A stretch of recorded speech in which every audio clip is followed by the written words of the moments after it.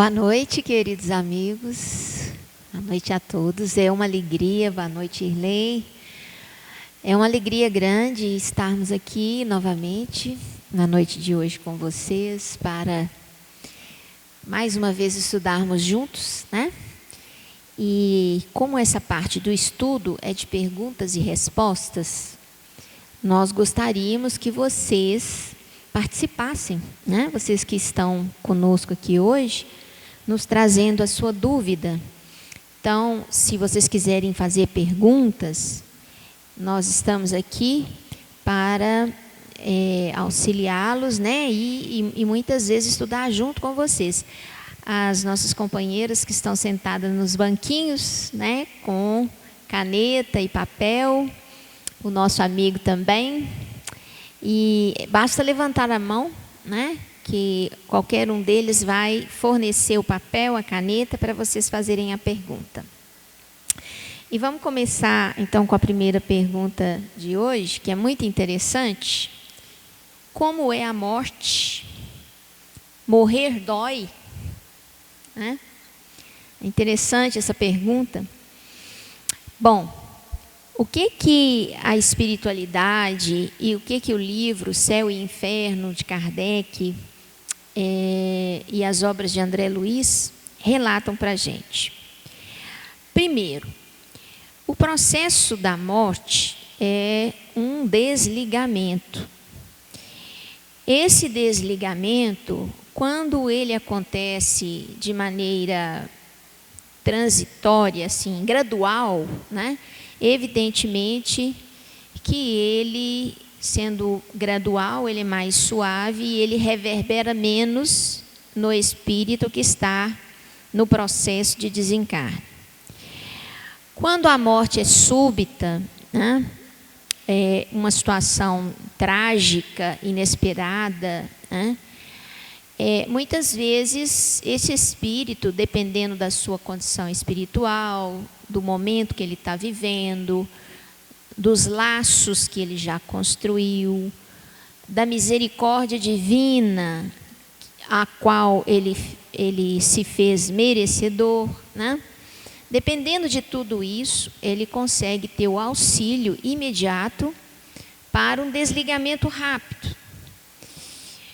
Caso contrário, numa morte súbita, trágica, inesperada, o espírito pode ter algum grau de sofrimento. E isso, com certeza, acontece no espírito suicida, né?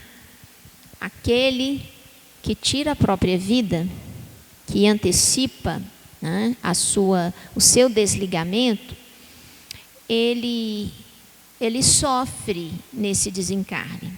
É um desencarne mesmo doloroso, porque ele vai precisar, para fazer o seu desligamento do corpo físico, eu diria, eliminar, expurgar todo o fluido vital, né, que ele tem, como se fosse uma bateria carregada, que ele precisa descarregar antes de deixar o corpo físico, né? E isso pode levar algum tempo. E nesse tempo que ele leva, a alma pode sofrer com as injunções, com a decomposição corporal que o seu corpo, o corpo que ele mesmo tirou a vida, né, sofre, tá certo? Então, desencarnar, em regra geral, é um processo natural, mas em circunstâncias especiais, e aí essas circunstâncias especiais, principalmente naquelas mortes trágicas e súbitas, o desencarne, ele pode gerar algum grau de sofrimento para o espírito e vai depender da sua condição e da assistência que ele tem no desencarne, né? As pessoas que já estão doentes e que estão num processo de vamos dizer assim, num processo de vivência paliativa, pessoas que já têm uma condição de enfermidade considerada irreversível, né? E que estão sob cuidados paliativos, geralmente essas criaturas, elas têm uma assistência espiritual muito grande, e esse desenrolar do processo de adoecimento e de desencarne, ele acontece de uma forma natural. É difícil para aquele que passa pelo processo, né? Por exemplo, alguém que está numa fase terminal de um câncer, né? É difícil para esse enfermo passar por esse processo final de sua doença. Mas a morte é libertadora, né? Bem diferente daquele que atenta contra a sua própria vida, antecipando esse processo. Quando ele antecipa esse processo, ele permanece por mais tempo no processo de desligamento, né? E isso pode gerar algum tipo de sofrimento a este espírito. O que você acha, Irlei?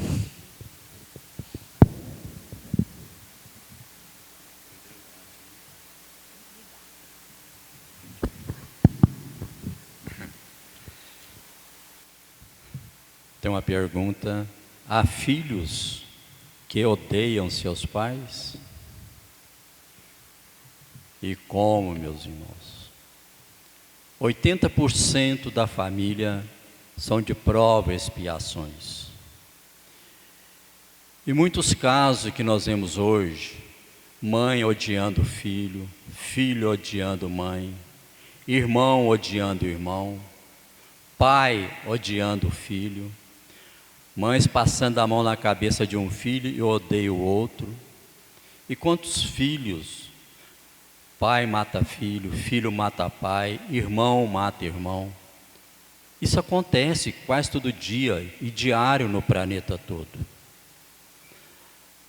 Nós viemos de Patinga para cá, teve um caso no bairro que a gente morava, um jovem matou seus avós, morava com os avós porque era inimigo do pai e matou seus avós para tirar dinheiro para pagar drogas. E tudo isso que acontece chama lei de causa e efeito, e nada é por acaso. Quantos anos vocês acham que nós temos? Mais de 4,5 milhões de anos, mais de 200 encarnações, e no mundo de prova e expiação, e cada um de nós com problemas. Por que nós já não estamos no mundo superiores? Então, quando acontece nesses casos de filho, porque foram aqueles grandes inimigos de outras reencarnações, e reencarna na família, ou como filho, ou às vezes é como pai, ou como irmão, para tentar acertar e ajustar para melhorar as suas encarnações. E lamentavelmente, muitos perdem mais uma reencarnação, e reencarnando em situações lamentáveis. É isso que tem acontecido no planeta. Muito bem. Uma pergunta muito interessante aqui, gente. Diz o seguinte: eu não tenho religião, mas eu acredito em Deus. Isso não basta? Bom, se nós formos aqui avaliar o planeta Terra, quanto desse planeta que é cristão, das populações que vivem aqui no globo, é a maioria? Não, não é. Olha que interessante. A maioria de nós espíritos que estamos aqui na Terra, nós, dentro desse grupo que evolui no planeta Terra, a maioria não teve acesso ao Evangelho de Jesus. E uma minoria ainda menor de cristãos é que teve acesso à terceira revelação, que é o Espiritismo. Ora, se nós pensarmos que quem é espírita, que basta ser espírita para ser feliz no mundo espiritual, que basta ser cristão para ser salvo, nós estamos dizendo que a grande maioria das almas aqui na Terra estão fadadas a ir para o inferno, porque nem o Cristo elas conhecem, né? Então, de certa forma, nós temos que dizer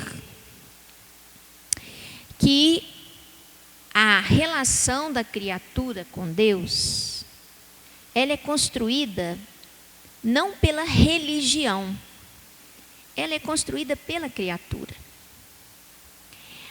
O que é religião? Qual o papel dela? O que ela faz então? Ela apenas facilita a aproximação. É esse o papel da religião: facilitar a aproximação da criatura ao Criador. Nós somos, na verdade, aqueles trabalhadores da última hora do Evangelho.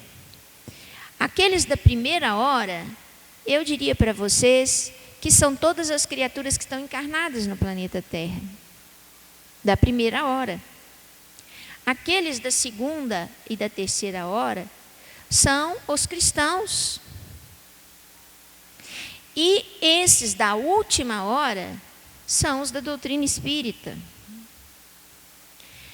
Nós, que estamos aqui hoje, estamos tendo, na verdade, uma grande oportunidade e uma bênção misericordiosa de Deus para cada um de nós, com a função e o principal objetivo de facilitar a nossa ligação com o nosso Criador, com Deus nosso Pai. É para isso que serve a religião. As práticas religiosas nos ajudam a fazer reflexões sobre nós mesmos. E essas reflexões nos ajudam a ser melhores a cada dia. E sendo melhores, nós estaremos mais próximos de nosso Pai. E estando mais próximos de Deus, nós conseguiremos perceber, sentir e vivenciar melhor o amor dele por cada um de nós. Então, na realidade, crer em Deus é extremamente importante e é o principal passo que qualquer criatura precisa dar. Crer em Deus é direcionar o seu coração em direção às leis divinas, é se colocar disponível para ter uma relação de pai e filho com o Criador. Crer em Deus é o primeiro passo. Mas isso basta? Não, isso não basta. Porque nós somos responsáveis por todo o mal que fazemos, mas também por todo o mal decorrente do bem que nós deixamos de fazer. Então a nossa responsabilidade é muito grande. Não basta que eu não faça mais o mal. É preciso que eu faça o bem. Porque na ausência do bem que eu deveria estar fazendo, o mal muitas vezes se instala e a responsabilidade é minha se, através do meu gesto amoroso, eu pudesse evitá-lo. Portanto, acreditar em Deus é o primeiro passo. e partir em direção a Ele é um compromisso. Não seria melhor passar a nossa vida eterna ignorando Deus e vivendo para os nossos desejos? Deus é infinitamente misericordioso, bom, sábio, onipresente, onisciente. Se eu tomar a decisão de me afastar dele e de não aceitá-lo pela eternidade, ele vai esperar o dia que a minha alma vai se converter. Ele não vai cobrar isso de mim, de nenhum de nós. Entretanto, existe algo no universo, e não é só no planeta Terra, em todos os mundos, que se chama lei de causa e efeito. Dentro da lei de causa e efeito, quando eu não pratico o mal, mas deixo de praticar o bem, e algum mal acontece em função disso, da ausência do bem que eu poderia ter feito, significa que pela lei de causa e efeito, eu estarei semeando algumas sementes de desequilíbrio que eu certamente terei que colher. E certamente as colherei, muitas vezes na forma de lições severas da vida. E muitos de nós que se negam a aceitar a paternidade divina, acabam tendo que aceitá-la, porque é através dela que o alívio das nossas dores íntimas, decorrentes da nossa postura egóica, é através do alívio que sentimos na presença de nosso Pai, que nós nos convencemos quão é importante estar próximo de Deus e seguir-lhes os passos, através dos ensinamentos contidos no Evangelho, Rede Vivo, pela doutrina espírita, que vem nos esclarecer com muito mais clareza, com muito mais lucidez, para que a gente possa, de alguma forma, compreendendo melhor o amor, praticá-lo na sua integridade. Então, que ótimo que nós já cremos em Deus.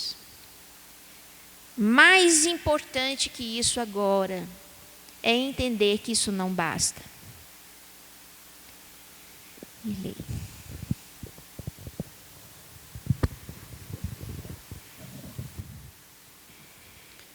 Eu estava numa festa, tinha muita bebida, muita música estranha, e de repente, tinha uma jovem que começou a gritar e começou a quebrar tudo, mesas, cadeiras, falando coisas estranhas. Teve que se juntar 4 homens para que conseguisse segurá-la.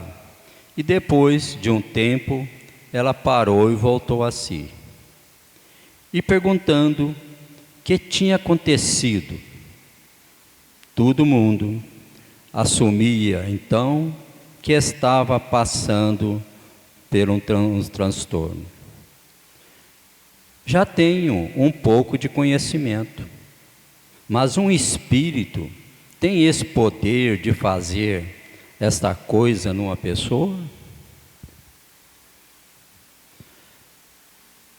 Lá no livro Domínios da Mediunidade, André Luiz,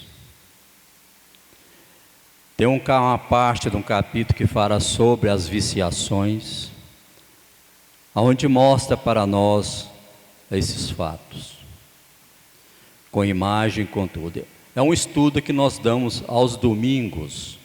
O nosso estudo é através de PowerPoint, com imagem, com tudo mostrando. Então hoje, lamentavelmente, no planeta, de modo geral, Divinópolis, então, nem se fala.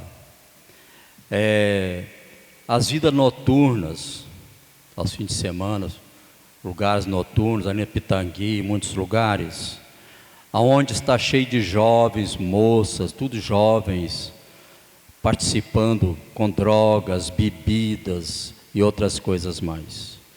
Então, se chegar num salão desse, tiver 100 pessoas encarnadas, tem mais de 200 irmãos desencarnados, que usa os irmãos encarnados, que são irmãos ainda viciados, que desencarnaram e continuam nos seus vícios, sugando a energia desses irmãos para induzir mais nas bebidas e nas drogas. Se nós tivéssemos visão para ver e olhar o que tem evidência, ver que se tem uma pessoa tomando uma cerveja, outras coisas mais, tem vários desencarnados sugando a energia desses irmãos, aonde levando até muitas vezes ao suicídio. E lamentavelmente é isso que acontece hoje. Aonde está a educação moral da família para esses jovens? Moços, moças, 6 horas da manhã a gente vai fazer caminhada em Pitangui, vê aqueles irmãos até brigando, drogados, em situação lamentável. É isso que está acontecendo no planeta hoje, devido à irresponsabilidade dos seres humanos. Na nossa época, que eu sou mais jovem do que vocês, né? Vocês estão tudo velhinho, eu estou com 21 anos. Para a gente sair, chegava, o nosso pai chegava, quem diz era católico, a missa termina às 19h30, passou de 22, você vai apanhar. E se nós passássemos de 20, a vara de marmelo comia. E hoje? Sai depois das 22 horas. Onde é que estão os pais e a mãe com os filhos? Nós olhamos aos domingos, aqui na feira, aqui como é que chama esse bar aqui? Eu esqueço, não, aqui nesse bar aqui. Eu esqueço o bar demais, eu esqueço todo o nome. Onde tem a feira aqui? Pitangui, né? Onde de manhã vocês vão 6 horas para comprar verdura, está assim de jovens, tudo embriagado, tudo drogado, naquela situação lamentável. E é um prato cheio para esses irmãos, então, tomar conta, que a gente chamamos de possessão. E hoje, meus irmãos, um dos maiores suicídio, crime que existe, é o aborto e é o suicídio. E o Brasil está em primeiro lugar, é a mocidade. Então nós temos que observar tudo que está acontecendo com o nosso planeta. Eu estava em Vitória da Conquista, porque eu participei mais de 20 anos nas Semanas Espírita Vitória da Conquista, que é a maior semana espírita internacional. Hoje eu não estou indo mais, ficou muito difícil, nós mudamos para cá. Então, através de Valdo Pereira Franco, irmão Manuel Filomeno de Miranda, não sei se você viu falar, um espírito muito evoluído, tem vários livros dele através de Valdo, dizendo: meus queridos irmãos espíritas, vamos tomar muito cuidado, porque nossos irmãos que não querem ver a nossa evolução, que trabalha ainda para o mal, está querendo dominar a doutrina espírita. Porque muitas religiões já conseguiram, devido à imoralidade, devido à falta de educação familiar que está hoje em dia. E se isso acontecer, meus queridos irmãos, nós iremos para outros países, outros lugares. E isso é uma pura verdade. Nós temos que tomar cuidado e orar sempre, porque nós observamos aqui na nossa casa espírita mesmo. No sábado, tem a mocidade, que é o dígito, tem a mocidade, tem criança. Quantos jovens vêm participar no sábado aqui? Não vou falar quantos não, cada um vai pensar. Mas eu garanto para vocês que não chega nem 10. Verdade. Então nós temos que orar, tomar cuidado, porque ela disse aqui, como é que no final, eu tenho um pouco de conhecimento, mas um espírito poderia fazer com uma pessoa? É lógico, porque basta o nosso pensamento positivo, energia positiva, pensamento negativo, energia negativa. Em fração de segundo, se nós baixamos o nosso pensamento negativo, é um prato cheio por aqueles irmãos, ou obsessão, ou aqueles por inveja, ou por ciúme, outras coisas mais, é um prato cheio e nós perdemos uma reencarnação. Então vamos tomar cuidado. Então, Irley, tem uma pergunta um pouco dentro disso que você comentou, vou aproveitar para fazê-la.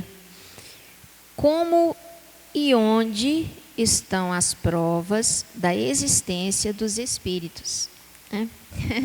Está relacionado um pouco com essa pergunta anterior, né?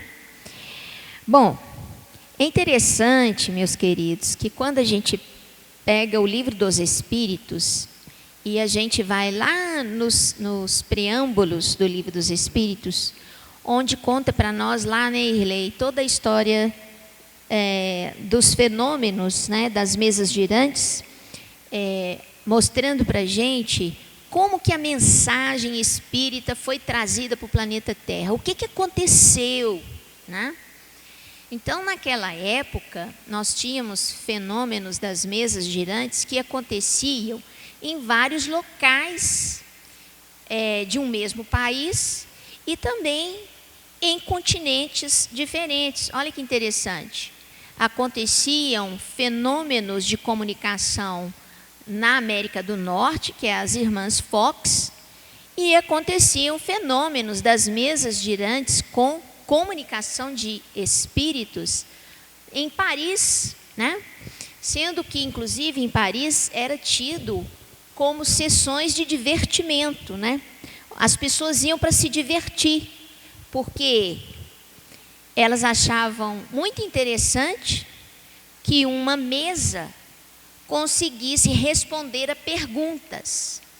Mas como responder a perguntas? Essa mesa, ela fazia determinados movimentos, ela apontava determinadas letras formando palavras, ela usava de código Morse, né? Ela respondia sim e não, cada um com uma batida diferente.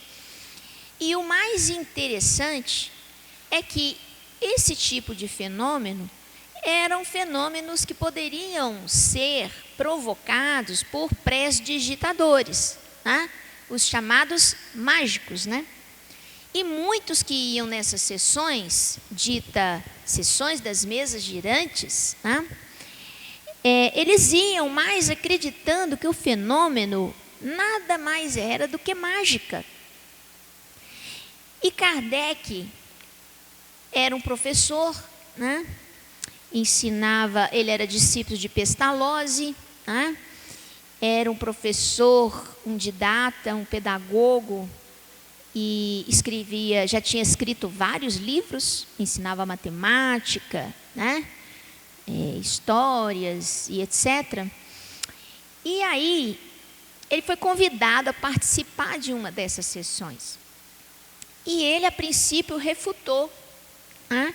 Ele falou, eu não vou perder meu tempo com isso, meu amigo, porque esse tipo de fenômeno é totalmente explicável pela ciência. Ele era um cético, né? Ele não acreditava que aquilo ali poderia ter algum espírito provocando aquele tipo de fenômeno.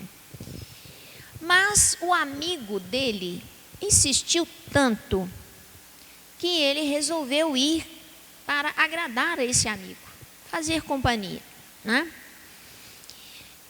E lá, durante este fenômeno, ele começou a perceber algo estranho, que seria perguntas que eram inteligentemente feitas, conseguiam ser respondidas de forma muito inteligente pela mesa. Então, ele começou a perceber que as mesas traziam mensagens sobre conhecimentos e fatos que não fazia parte daquela assembleia. Ninguém que estava ali presenciando o fenômeno tinha sequer ideia daquilo que estava sendo relatado. E aí ele começou a perceber que havia um fenômeno inteligente por trás daquele fenômeno material que ele acreditava ser puramente prestidigitação, né? Ou seja, mágica, tá certo? Ele começou a perceber que não, que havia ali uma inteligência por trás que tinha conhecimentos que não eram conhecimentos daquela assembleia que participava do evento. E foi aí que ele começou a sua caminhada de coleta de mensagens, coleta de comunicação, de perguntas e respostas, como nós fazemos aqui hoje, né? Ele fez inúmeras perguntas para que ele conseguisse entender o mundo espiritual. E aí foi revelado a Kardec todas as questões do mundo espiritual e da relação que havia entre o mundo material e o mundo espiritual, e questões filosóficas como por que eu estou aqui, o que eu estou fazendo aqui, qual o objetivo da vida e por aí vai. Bom, por que eu fiz esse preâmbulo? Porque hoje nós não temos mais mesas girantes, não é isso, Irlei? Não temos. O fenômeno das mesas girantes desapareceu. Uai, os espíritos sumiram? Claro que não, né? O que aconteceu é que a manifestação desta consciência encontrou portas diferentes para se manifestar, né? E hoje nós vemos na mediunidade, psicografia, né? Na psicofonia e em várias outras mediunidades ativas, a possibilidade da consciência trazer a sua mensagem no mundo espiritual sem precisar de construir o fenômeno material para aquilo, né? Portanto, como que aonde estão as provas, né, da existência dos espíritos? Primeiro, nas comunicações mediúnicas. E nós temos assim provas muito concretas que foram utilizadas como provas jurídicas na época que Chico era vivo, né? E onde um rapazinho que perdeu a vida num acidente dentro do seu próprio lar, com uma arma de fogo que era da família, e que acusavam, né, um primo, um conhecido dele, não sei se era o primo, agora me fugiu a memória, que teria tirado nele. E esse primo, ele estava preso, estava sendo condenado, né? E aí, esse menino que foi a vítima do acidente, ele traz uma mensagem através de Chico Xavier, escrita e assinada por ele, já desencarnado, né? Contando tudo o que aconteceu nos seus mínimos detalhes, inclusive cores, roupa, tudo o que aconteceu naquele momento, quem chegou, quem viu, quem correu, o nome de todas as pessoas, uma riqueza de detalhe muito grande, que o Chico psicografou, né?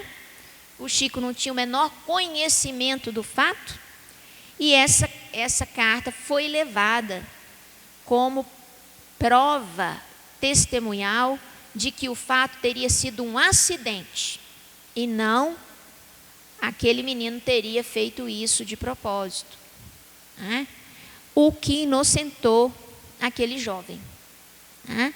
Então, foi aceito como prova uma comunicação mediúnica. Quando eu pergunto, onde estão as provas da existência dos espíritos? Estão aí, nas comunicações mediúnicas. E muitas vezes estão também em fenômenos mediúnicos desequilibrantes, desajustados, como esse que o Irley acabou de citar, né? Onde a companheira diz que estava numa festa e uma jovem acabou tendo uma perda de lucidez e ficou descontrolada e quebrava tudo, e precisaram de quatro pessoas para segurá-la, e de repente ela volta desse transtorno e não sabe nada do que aconteceu, né? A ciência muitas vezes não consegue explicar. A ciência explica às vezes um surto psicótico, mas ninguém sai do surto psicótico assim, do mesmo jeito que entrou. Então, nós vemos a cada instante a ação da espiritualidade na nossa vida. Por exemplo, quando alguém nos dá alguma alerta, algum conselho, e nós seguimos aquele conselho, atentamos para aquela alerta e muitas vezes evitamos um mal muito grande na nossa vida, né? Isso é a ação da espiritualidade, porque os espíritos influenciam a vida material mais do que a gente próprio consiga imaginar. E diz lá no Livro dos Espíritos, muitas vezes são eles que estão a nos conduzir na nossa vida. Tal a influência que eles exercem, né? Então, é preciso estar atento, é preciso estudar bastante a doutrina espírita para compreender os fenômenos, e quando eles acontecerem, a gente conseguir agir com naturalidade, né? Sem prestar nenhum tipo de valor sobrenatural a um fenômeno que é absolutamente natural, né? Que é da nossa vida.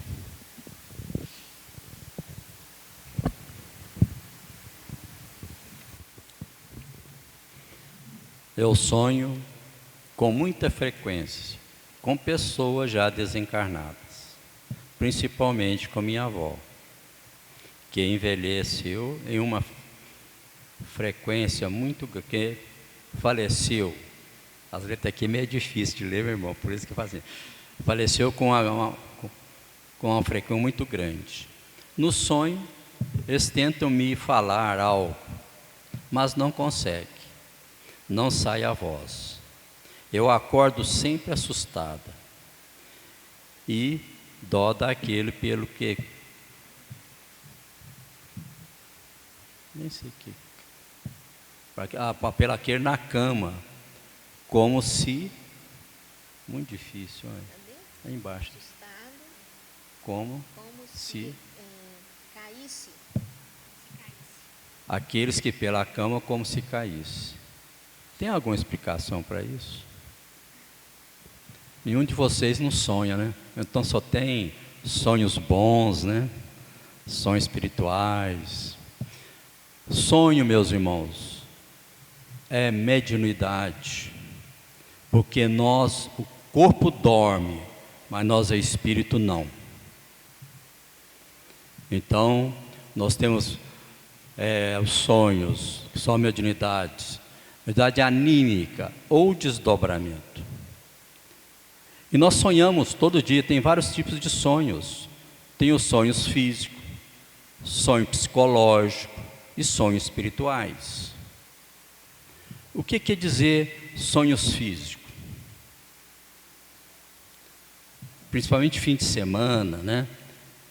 Aí tem lá aquela feijoada, aquela churrascada toda boa, todo mundo enche a pança, a barriga cresce uns 4, 5 quilos.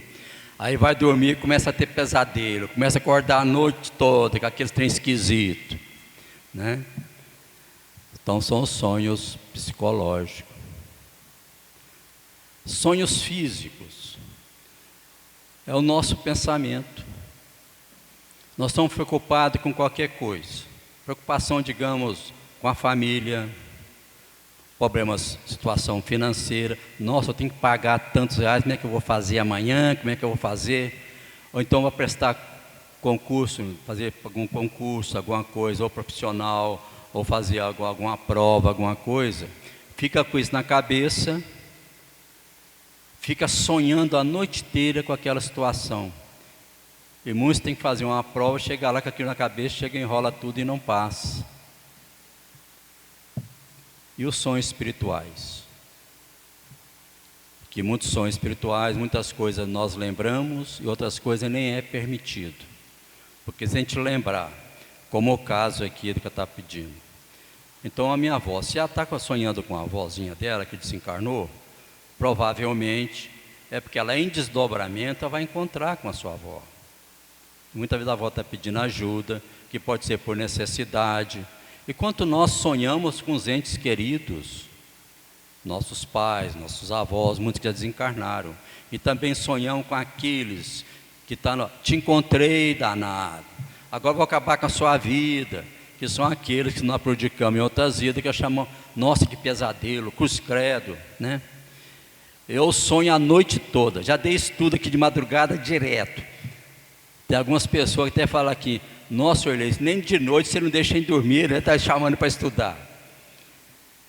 E tem muito sonho que é coisa de outras vidas, eu acordo assim, de pouco que desaparece, aí a gente não lembra mais.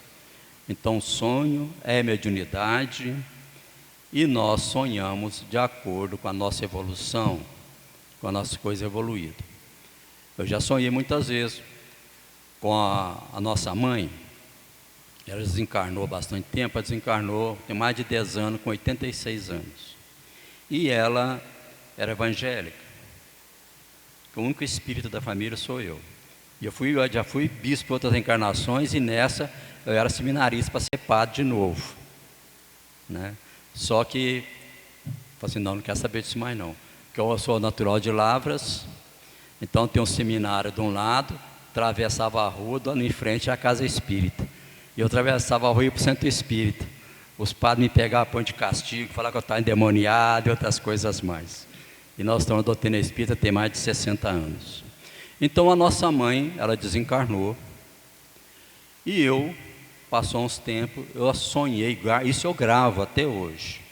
Sonhei que ela, conversando com ela, e ela dizendo, meu filho, tudo que você dizia é verdade. E eu estou com o pastor Heleno aqui, numa colônia me ajudando, eu estou aprendendo o que é realmente ensinamento de Jesus. Nunca mais tive comunicação com ela. Então sonhos é isso. E nós já vamos encerrar, porque já apareceu ali uma imagem ali, 5 minutos, neném. Muito obrigado a todos, né?